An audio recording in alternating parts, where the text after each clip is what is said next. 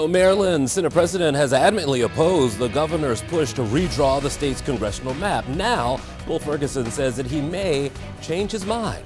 Hi, everyone. I'm Jason Newton. Welcome to 11 TV Hill. The Senate President initially said that he was against midterm redistricting because he didn't want to lose or have the risk of losing Democratic seats. 7 of the 8 representatives are Democrats, but Ferguson is now changing his tune a bit. He cites the Supreme Court ruling, which guts the Voting Rights Act and allows states to eliminate minority districts. Ferguson says, quote, Maryland must respond as the ground shifts under us, and he says he is in active conversations now about holding a special session.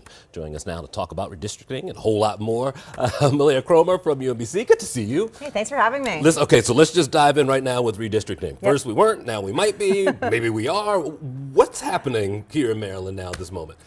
So what's happening now, I think the Supreme Court decision has created a shift in some states who had originally not wanted to do any mid-cycle redistricting, but now are embracing it. What we see in Maryland, I think we're past the point of drawing a new map for this election cycle. But if a special session is called by Senate President Ferguson, they're going to address some of the constitutional issues that might have had a redrawn congressional map struck down this time around. And so, again, it's trying to address it if they would like to deal with the constitutional issue, the Maryland constitutional issue, and then move forward with some redrawing district lines in a future for a future election cycle, but not necessarily 2026. Sure, he's felt the pressure from this. He's also felt the pressure from a challenger, which I'm not sure he's felt before, Bobby Le Pen, looking to unseat him, touting a lot of social media eyeballs, but that doesn't necessarily add up in the ballot box, does it? And so that is something I think it's really hard to discern how much a social media presence actually translates into real votes. Yeah. So having a broad social media presence is great,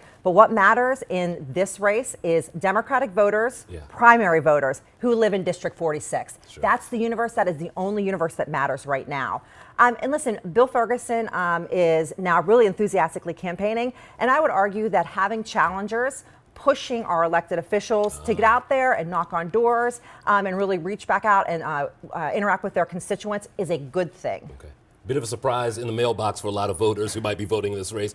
Ballots came out. They were incorrect for some folks. If you're a Democrat, some got the Republican ballot. This whole situation is unfamiliar territory for Maryland, it seems like. It really is, and I think it comes at a time where there are broader questions, about our election integrity and voter fraud. But I want to say this, I think it's really important. This is an example to me of stopping any sort of voter fraud, recognizing that there was an issue, addressing the issue immediately, being transparent. And you have somebody at the helm at the State Board of Elections in Jared Demeritis, who has been a consummate professional, who has worked in Maryland state elections for years. And so, again, mistakes were made, but now I think it's good that the Maryland State Board of Elections has been transparent about it, and they're trying to rectify that problem immediately, and at least in advance of the primary election. And he was also forced to sort of defend himself against the president on social media. Again, something that we have, well, I guess with the governor we've seen that, but we haven't seen as far as election goes. Right, and he's, at the end of the day, he's a public servant. Mr. Demeritis chose this path to serve the people of Maryland because he cares deeply about elections in Maryland and the democratic process. And so, when you see attacks coming from not just the highest levels of public office, but also from within the state, it is really disheartening because these are important jobs, and we need people who are professionals who want to do a good job and who really care about public service in these positions. Tell me about the names like Massey, Cornyn, Cassidy. I mean, the president decided to go the other direction, and it seems like his voice still means something within the party. Especially within these primary voters. The President of the United States has a lot of sway. So I think what would be interesting is to look out for in the Maryland primary landscape is whether the President of the United States decides to endorse in the Maryland gubernatorial Republican side of the ballot. Right now, you have a candidate running in Dan Cox who had received Mr. Trump's endorsement the last go around. And we'll see if he is able to get that full-throated endorsement again.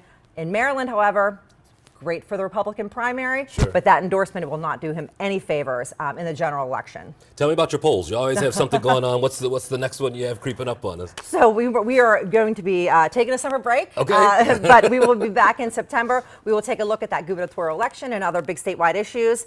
And then we will do something post-election that looks forward to the legislative session. Well, people always talk about where we are politically right now, and I think some people think it's unique. I mean, is this sort of just the way politics is now, or has it taken a turn where we're sort of rewriting the way we operate. I like to look at it through the view Yeah. of a young person, anybody who is like under 25 at this point. Yeah. These new voters have only experienced this type of politics, Sure. and so the upending of our politics today, the second that Donald Trump really entered the political scape, this is the reality that young voters have lived in. So this is their new normal. Yeah. And I think a lot of us.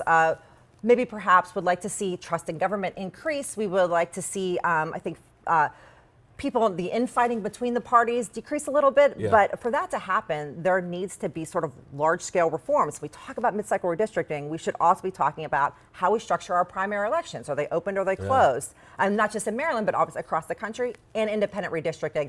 Is that a national thing that would solve a lot of these problems? Yeah, and love it or hate it, I feel like people are at least involved. I hear more young voices now. Like my 18-year-old talks way more about politics than I did at 18. And now, listen, they get a lot from TikTok maybe, but at least the conversation is there, I guess. You love to see it, right? You want to see Yeah. young people involved in the system, and you want to see people engaging. But the truth of the matter is, in a primary election, if we're just looking at this primary, it is older Marylanders who are more likely to turn out to vote in primary elections versus young people. If young people want to make a big difference in Maryland politics, they need to register to vote and vote in the primaries. Some things don't change. All right, Mileah, good to see you. Thank you for coming by.